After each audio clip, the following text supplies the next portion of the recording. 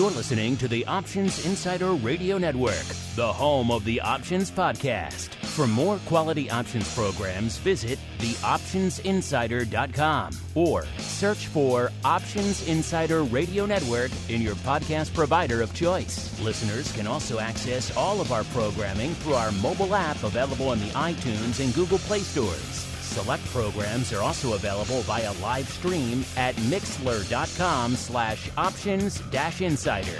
That's mixlr.com/options-insider. Don't forget to follow along with your favorite programs and submit your own questions for the hosts at twitter.com/options, stocktwits.com/options, facebook.com/theoptionsinsider, or via questions at theoptionsinsider.com.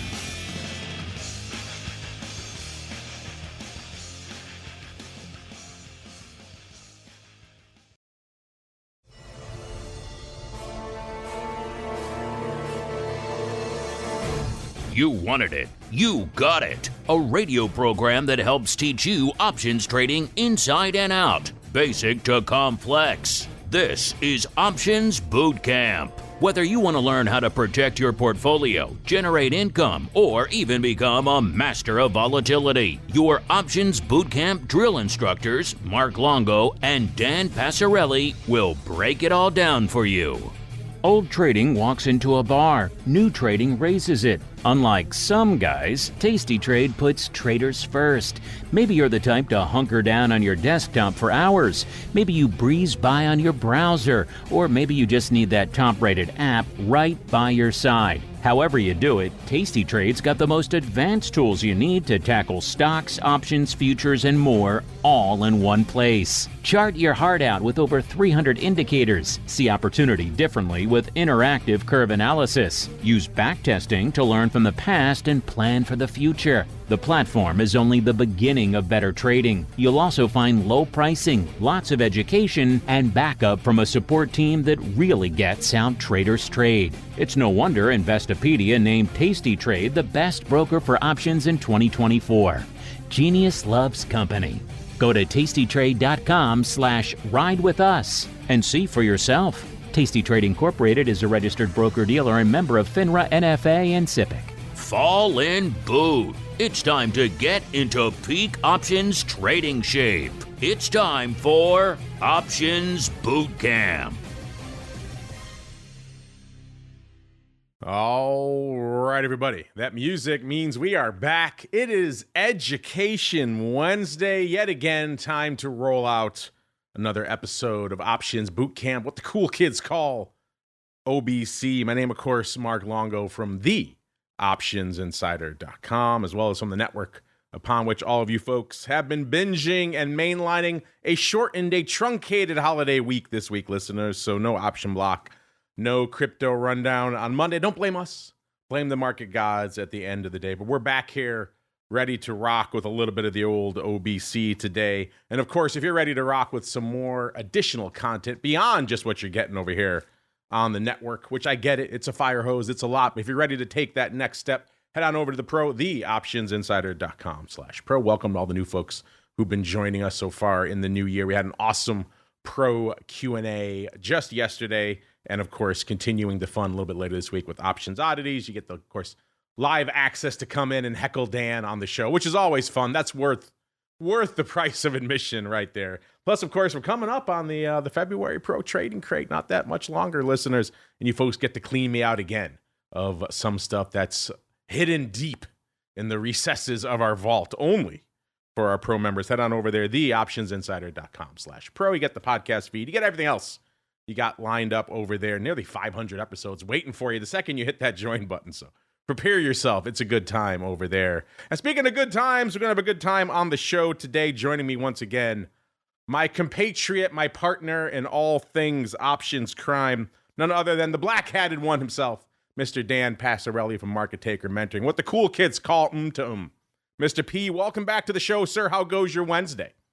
Oh, man, my Wednesday is spectacular, Mark. Going pretty darn good. Yeah.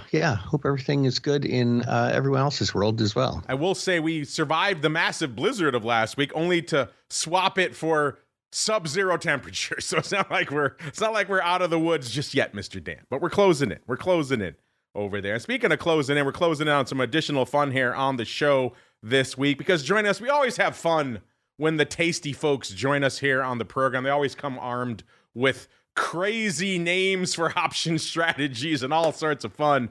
And we got a newcomer joining us on the program today. He is Mike Butler, one of the show hosts over there at tastylive. Mike, welcome to Options Bootcamp, sir. Thank you very much. Thanks for having me, guys. Yeah, things are tastier at Tasty. That's for sure. How long have you been saving up that gem for us, sir? I like it. All right, Mike, as we are wont to do with all of our first timers here on the network, why don't you go ahead and give our listeners a little bit of your background in the world of options, as well as what it is you do day to day over there at Tasty. Yeah, absolutely. So like you mentioned, I'm on the tastylive network. So I have a show called Options Trading Concepts Live every day from 11 a.m. Central till 12 o'clock.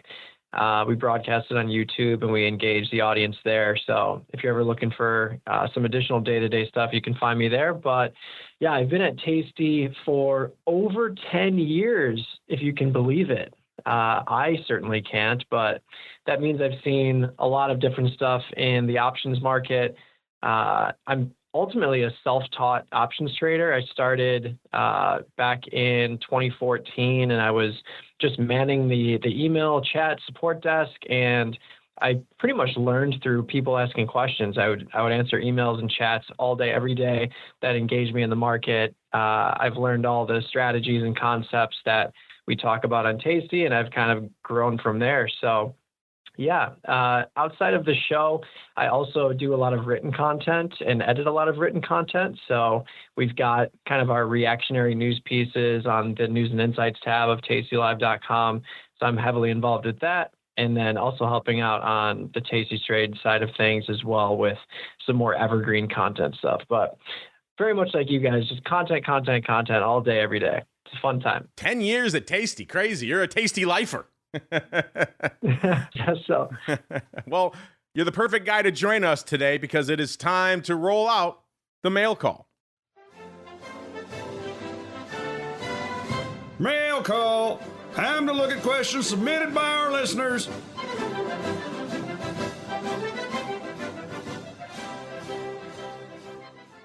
All right, everybody, welcome to the mail call, the portion of the show where you folks take the reins, your questions, your comments, your insights, your pearls of wisdom. It seems like Dan and I have been digging into the mailbag a lot lately. It just keeps refilling.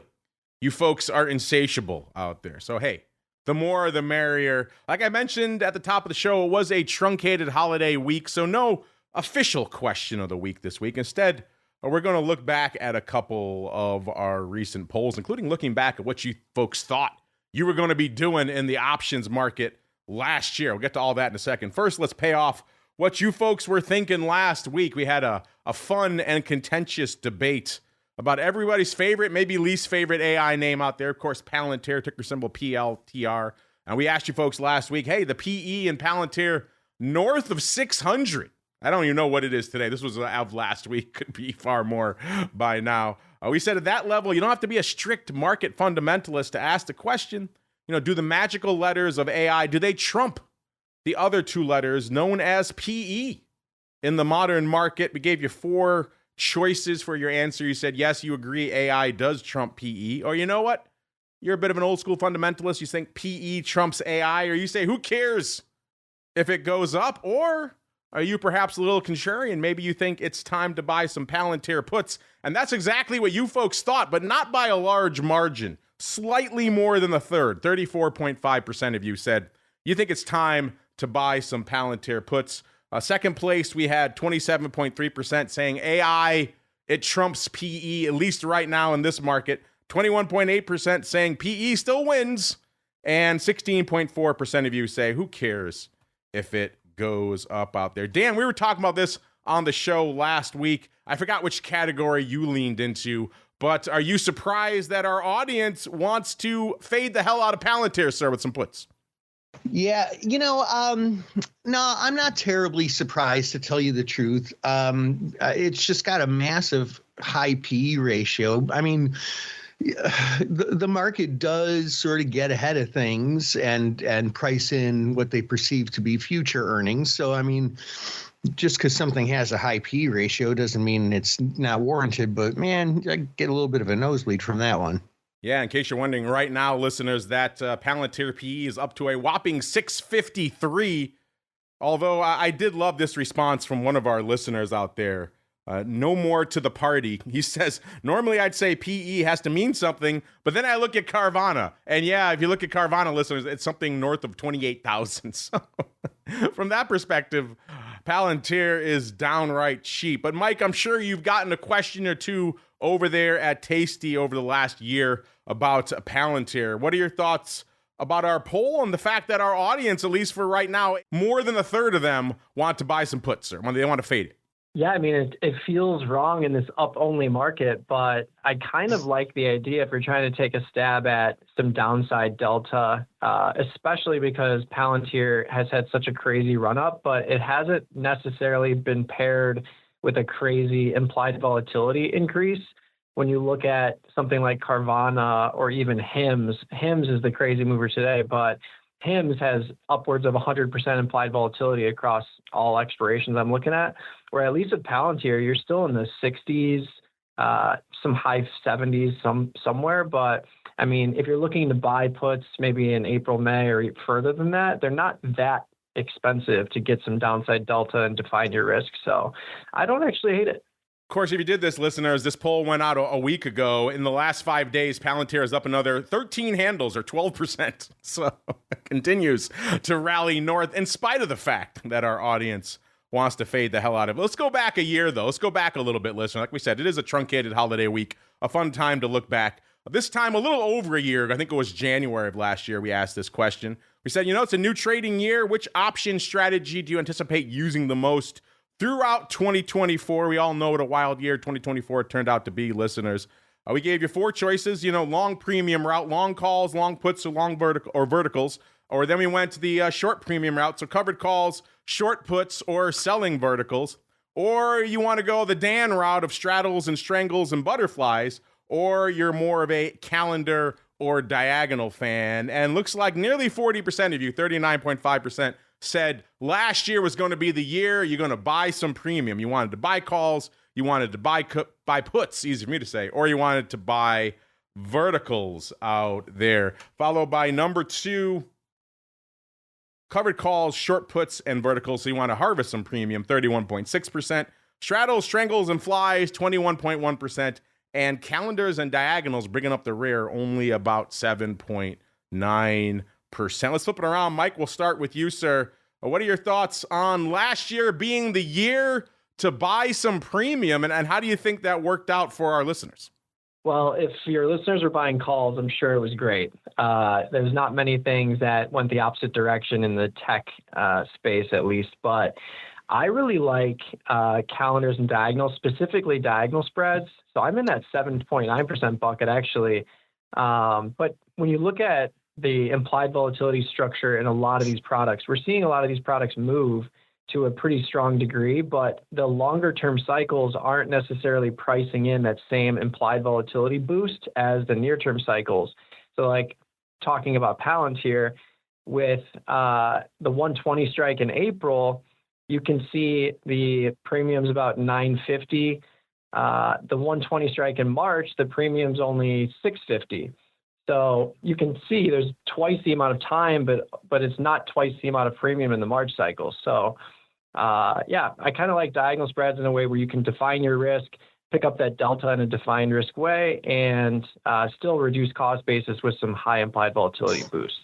I like it. Mr. Dan, same question for you, sir. What are your thoughts on our audience loading up on the premium last year? How do you think it worked out for them, sir? Well, yeah, I mean, statistically, it was a better year to load up on premium than it has since I can remember, maybe since 1987, just because premium has been cheaper than it statistically has been. That risk premium that we talk about every now and then, it's shrunk. I don't know if it's totally gone, but it's certainly shrunk. So if you were selective, it probably worked out pretty darn good. Yeah, obviously it depends what kind of premium you were buying, listeners. If you were straight fading the market all year, loading up on puts and put spreads, then maybe it wasn't the best year. But as Mike said, if you were loading up on some upside, especially in some of these explosive AI names that were leading us north, then probably had a pretty decent year. Let's get out to some of your specific questions, listeners. Let's start off here with 10976. That's an interesting handle. He says, Mark and Dan, you guys rule. Oh, thank you. Right back at you. 10976. He says, the true OGs in options education. Well, thank you for that, Mr. 10976. He says, would be honored if you'd answer my question on options bootcamp. And his question is, I saw that Schwab is rolling out 24/7 stock trading to most of its accounts. I'm lukewarm on this idea, so I thought I'd ask the pros. What do you guys think about stocks and eventually options going 24/7? Yeah, this is an interesting one, 10976, and a very timely question. As you point out there, it does seem to be all the rage these days. You know, when I went down to the OIC conference last year, we got a chance to catch up with all of the, movers and shakers in the world of options, the brokerage heads, the heads of the exchanges, the heads of the trading firms, and kind of get their pulse on a lot of the big issues. And this is one that was still divisive in a lot of ways out here. I don't think a lot of the trading firms and market makers certainly were very giddy about the prospect of going 24/7. The exchanges, though, were pretty giddy because they see this as a way to obviously entice a lot of foreign capital into these markets. All these exchanges, at the end of the day, of course, are for-profit public companies now. So if they see a chance to entice some more trading volume from Europe or Asia, they're going to jump on it. And brokers, I would say, were kind of mixed. Some brokers we don't really want to staff up and spend the time and resources for what's going to be a pretty thin market session. Others, as you point out, like Schwab, are kind of going all guns blazing on all things 24/7. So it's a very mixed and interesting thing. Mike, we'll start with you as our duly appointed broker representative on the show here today. What are your thoughts on 24/7, and what are you folks over there at Tasty doing in the midst of all this 24/7 craze? Yeah, I think it's an interesting and exciting time for a lot of people, and I think you nailed it. I think the international crowd would really love it. I was in Japan earlier this year, and my friends are like, did you even look at the markets once? I'm like, not really, because the time frame is just so wild. You basically have to flip your hours. But yeah, I think it's always going to come down to liquidity. So the 24/7 stock trading, I could see happening across the board, just because anyone trading stock, you have penny-wide bid-ask spreads for the most part. With the options world, though, 24/7 equities or 24/7 indices, I think it's probably going to be concentrated around those big names, simply because just like some weaker liquidity stocks that don't have a lot of volume, you also don't see a lot of expiry. You also don't see a lot of strike availability. So it's pretty limited because there's a lack of activity there. But your Apples, your SPYs, the high, super high volume, especially options volume products, I think you could see those go 24/7 without too much of a hitch. But I think it would be limited in the options world to start, and maybe much more broad in the stock world. Dan, you and I have discussed this before, sir, but it's obviously hot yet again. What are your thoughts, as 10976 puts it? He's lukewarm on the idea, but he wants to know what we think about stocks and eventually options going 24/7. Yeah, I mean, like a big company like Schwab can do that because they have economies of scale. They can. It costs them the same as it would cost any other company to roll it out, but they capture so much more of the business. So, I mean, I don't know, good for them, but the liquidity is just really, really poor in the afternoon, overnight. So, a typical trader, it doesn't really benefit at all.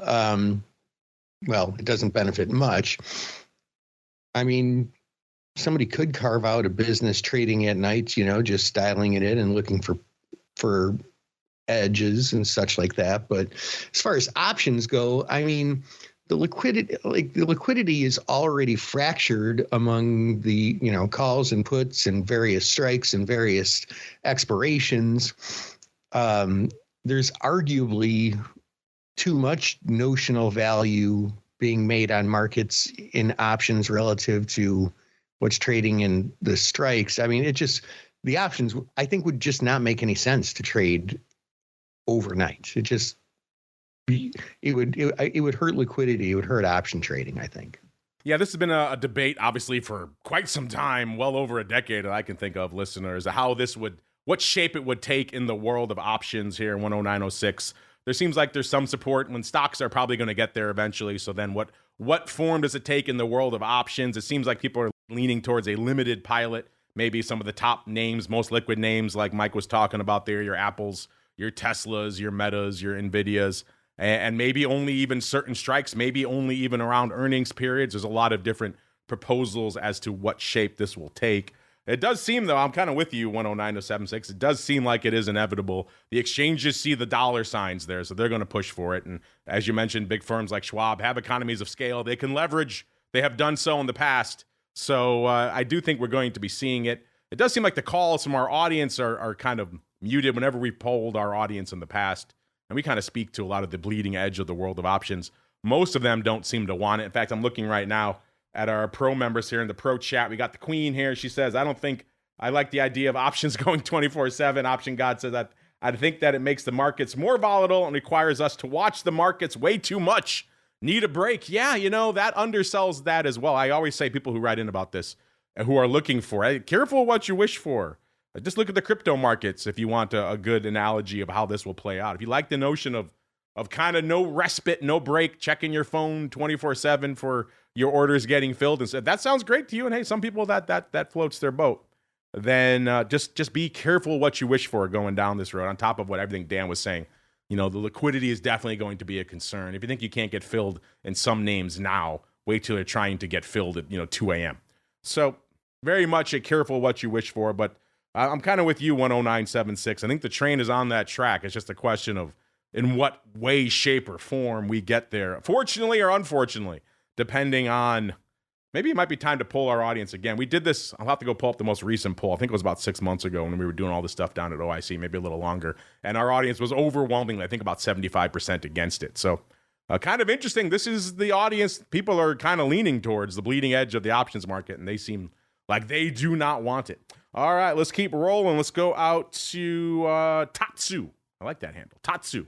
He says, very straightforward, where are we on stock substitution as the go-to strategy for 2025, and how do you like to set them up typically? What's interesting, we just asked last week about what someone had a question, I think, about what we think would be the go-to strategy for 2025. I don't think any of us said stock substitution, but we'll go with your premise, Tatsu, that we think stock substitution is the go-to for this year. By the way, where are we on stock substitution? We did just do an episode all about this not that long ago, Tatsu. You can go check it out in the archives. Episode 280, called appropriately enough, Another Look at Stock Substitution. That was less than a year ago. That was March 8th of 2024. So you can go check that out if you want a deeper dive into all things stock substitution. But it's an interesting question, worthy of some discussion. I know we have new listeners joining us all the time, as you are clearly one of them. Tatsu, you missed that last episode. Maybe, Mike, we'll start with you. What are your thoughts on stock substitution in general? Are you a fan? Are you not a fan? And then B, he asks, how do you like to set them up if you do like them? And then C, his tertiary question there, what do you think about it as the go-to strategy for 2025? I think it's definitely an interesting one, especially because we're seeing volatile moves in these markets and we're seeing implied volatility stay relatively low. And I think that's pretty much the key for me. If I'm going to do a stock substitution strategy, it's got to be two of those things where I want to see a stock move in a big way, but I also want to see low implied volatility. You did mention that here at Tasty, we like to make up some crazy names for some strategies. I've got another one for you, and it's called the Zebra. So a Zebra, which we call a zero extrinsic value back ratio spread, is my favorite stock substitution strategy. And to put it simply, you buy two options in the money. Let's say you're playing to the upside. You buy two calls in the money, and then whatever total extrinsic value that is, you sell the at-the-money option that has that same value. So the idea is to create a back ratio where you're not paying extrinsic value up front, the risk graph looks very similar to like an in-the-money call or an in-the-money put to the downside, but you don't have that same extrinsic value associated with the extrinsic value cost associated with that strategy.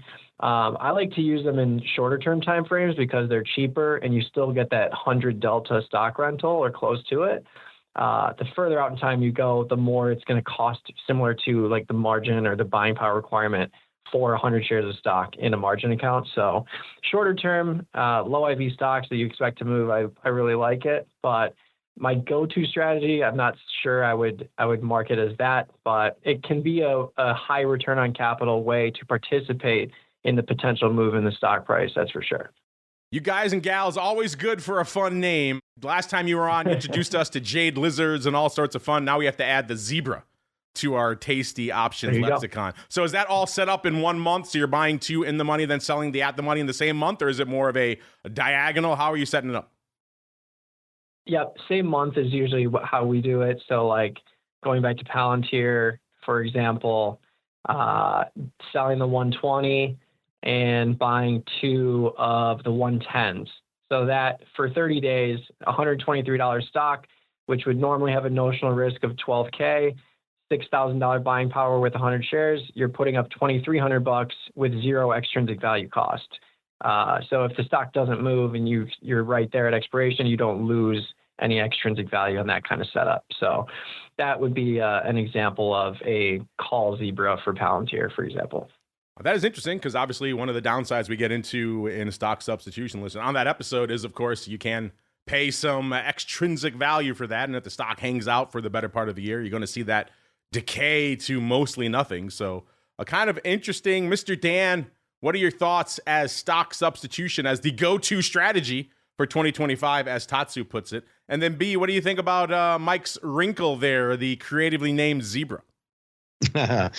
Yeah. So I always say every option strategy has its place, right? I've said that a gazillion times on this show. And, just like a pure stock substitute strategy, which I'm thinking it means buying a leaps call, right? Is basically what I think he's asking about. Fine. Synthetically, you can look at that as being long the stock and just being long a very, very long-term put. And so if you look at it that way, which I think provides a little bit of clarity, you're kind of forced to think about all the extrinsic value that you're paying to hold that long-term position. And it's, I don't know, it decays really slowly, but it can still make up a lot of the percentage of the stock price, again, if we're thinking about it from a synthetic relationship. And the zebra is interesting. We could look at that synthetically as well, basically owning a leaps, or not a leaps call, 30-day in the money call, and then basically having a 30-day synthetic put credit spread. So basically you're kind of adding to the delta in that regard, a little bit, basically enough to get closer to 100 delta from the in the money call that you already have, and then getting rid of some of the extrinsic value. I don't know. It's an interesting one. I think last time we had Jenny on the show, she mentioned that one, and I kind of forgot about it. I'll have to rethink about that one again. All this discussion makes me think maybe we do have to revisit stock substitution. It's been usually like to at least wait a year until we dive deep into a topic again, but there's so many different ways to carve up the onion out there that you could do multiple episodes on it. By the way, Mike, our chat is having a fun time with your zebra name. A lot of them are they're having some good fun with it, let's just say. And then we got Mr. Unlimited saying he likes to trade giraffe necks, $10 wide verticals. He's coining that name now. So you've inspired our chat to coin their own, shall we say, silly options trading name. So thanks for that, Mike. Hey, that's what it's all about, right? You can't have fun with it. What's the point? And you can have a lot of fun with stock substitution lists. There's so many. You just heard multiple examples of how to do it. You've heard, obviously, Brian Overby on the show many times. He likes his, what he calls the fig leaf, another kind of creatively named way to do it, which is kind of going the longer term in the money stock route, and or I should say option route, and then selling narrow dated covered calls against it. Obviously, you're not quite covered, hence the name fig leaf. So you're offsetting some of the extrinsic value that way. Another approach to doing that exact same thing. So there's a lot of different ways to carve up the onions. You know what? Maybe, I don't know, maybe it's time. Let us know if you'd be intrigued by that. Maybe it's time to just go deep again into all of the myriad ways that you can carve up the stock substitution onion. Maybe we'll have to have Mike back on to do a deeper dive into all things zebra. I like it. But we are kind of coming up against. So we got a time to get a few more of you in here. Let's go out to Xavier Hampton. This came in right before we started the show. I'm guessing, Xavier, English not your first language, but you know what? You reached out to the right show, so well done for you, sir. He said, good morning. He's very polite, too. We have such polite listeners. Good morning. My name is Xavier. Well, good morning, Xavier. I'm interested in learning about trading options. I found your podcast by Googling podcast about trade options. I'm glad we came up in that very specific search. He said, I am reaching out to see what episode to start to get an education about options trading fully. I see you have episodes dating back to 2012. Should I start there? Well, yeah, I got news for you, Xavier. We have episodes going back way farther than that. For this specific show, episode 1 was, I believe, around that time frame, 2012, 2013. So we have had a lot of listeners, especially over the last few years, come in, discover the show exactly the way you did, and then go all the way back to episode 1. In fact, we did remaster that not that long ago to make that path accessible. I mean, Dan and I have been doing this show for a while, to the point where some of the sponsors and brokers we had on those early episodes no longer exist. They've been acquired, and then those firms have been acquired, and so on and so forth over the years. So it was kind of interesting hearing episodes about a platform that no longer exists from 2013. So we went back and revamped that. So I would definitely encourage you to do that. I could see how that's daunting for a lot of you out there, and we are working on some new pathways to make just consuming the massive mountain of content that we offer to you, make it a little bit easier, a little bit more approachable for you. But you can do that, Xavier. It's easy to do. If your particular platform, I know Apple and a bunch of others, might limit you to the most recent 50 episodes. If that's the case, go to our website or grab our app. It will have it available there from episode 1. In fact, the website might be the easiest way to go. So you scroll all the way down, Options Bootcamp in our show category. You'll see the first episode. You can stream it right from there, and bam, you're off to the races. These shows are very much evergreen, so you can listen to them a decade plus later. And we look at the numbers. In fact, the last couple of years, Options Bootcamp episode 1, from all the way back in the primordial ooze days, has been one of the top episodes on the network. So a lot of folks are doing exactly what you're asking for. In fact, Xavier, I like the cut of your jib so much, and you're so polite, I'll have our producers reach out. We'll give you a little bit of a helping hand. Tell you what, we'll give you a little bit of the pro as well to smooth your transition into options. They see, write a polite letter, listeners. You get all sorts of fun responses. All right, we'll keep rolling. We'll get out of here. This just might be this gets my points for comment of the week. This comes from Liam Parker. We said to everybody, hey, no live shows on Monday. The markets were closed. And he chimed in with, I guess my only option now is to reenact the Founding Fathers debates at home with way less powdered wigs. Of course, we were off for President's Day on Monday. So, Liam, I hope you send us video. We want to see you reenacting Founders Day, the Founding Fathers debates with powdered wigs. And then you, too, can win some fabulous prizes, sir. I don't know, that just struck me as humorous. Our listeners romping around in powdered wigs, reenacting the great debates that founded our nation. All right, listeners, that music means we are coming up against it here for this episode. Mike, we kind of eased you in doing something you're pretty used to, answering a lot of listener questions already. In the meantime, if folks want to ask you more questions, where should they go? What should they do, Mike? Yeah, thanks for having me on. You can find me on Twitter. I'm at Trader Mikey B there, or X, I guess is what the kids are calling it these days. I will never call it X. It will always be Twitter. So hit him up over there on Twitter, listeners. If you follow us, we were tweeting about it, so you could find his handle right there. Just look for Trader Mikey B. And any particular shows or anything coming up at Tasty you want to plug, sir? Yeah, so again, Options Trading Concepts Live is the show that I host with my good friend Nick Batista and Katie McGarrigle as well. That's every day, every market day from 11 a.m. Central to 12 p.m. Broadcast on YouTube as well. If you want to join us in the chat's always popping off. And then I'm actually hosting a NFT event in March. So that's going to be with Katie and Nick as well. You can sign up for that for free at tastylive.com/events. NFTs, interesting. Haven't heard about that in a little bit, so kind of interesting. I'll have to check that one out, listeners. You can check it out over there. You know where to find the Tasty folks. They're pretty easy to find. And Mr. Dan, if folks want to ask you some options questions outside of the old OBC, where should they go? What should they do, sir? Sure. Come on over to markettaker.com, and we'd love to chat with you. There you go, markettaker.com. Don't forget the second T for Theta, listeners, the place to go to kick the tires and light the fires. We got to get on out of here for OBC, but don't worry.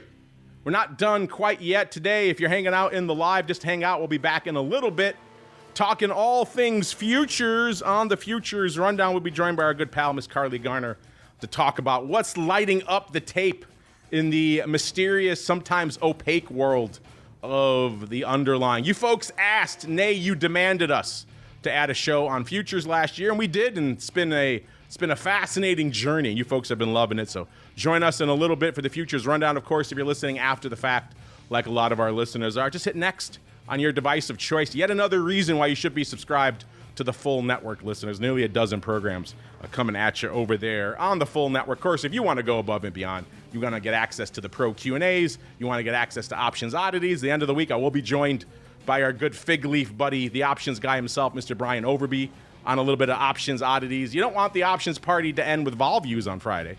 Check out the pro, theoptionsinsider.com/pro, the place to go to learn more. Then we're back again with our usual array of content throughout the week until we're back again next Wednesday, another episode of Options Bootcamp. Stay safe out there, everybody. Old trading walks into a bar. New trading raises it. Unlike some guys, Tasty Trade puts traders first. Maybe you're the type to hunker down on your desktop for hours. Maybe you breeze by on your browser. Or maybe you just need that top-rated app right by your side. However you do it, Tasty Trade's got the most advanced tools you need to tackle stocks, options, futures, and more, all in one place. Chart your heart out with over 300 indicators. See opportunity differently with interactive curve analysis. Use backtesting to learn from the past and plan for the future. The platform is only the beginning of better trading. You'll also find low pricing, lots of education, and backup from a support team that really gets how traders trade. It's no wonder Investopedia named Tasty Trade the best broker for options in 2024. Genius loves company. Go to tastytrade.com/ride with us and see for yourself. Tasty Trade Incorporated is a registered broker-dealer and member of FINRA, NFA, and SIPC. You're listening to the Options Insider Radio Network, the home of the Options Podcast. For more quality options programs, visit theoptionsinsider.com or search for Options Insider Radio Network in your podcast provider of choice. Listeners can also access all of our programming through our mobile app available in the iTunes and Google Play stores. Select programs are also available via live stream at mixlr.com/options-insider. That's mixlr.com/options-insider. Don't forget to follow along with your favorite programs and submit your own questions for the hosts at twitter.com/options, stocktwits.com/options, facebook.com/theoptionsinsider, or via questions at theoptionsinsider.com.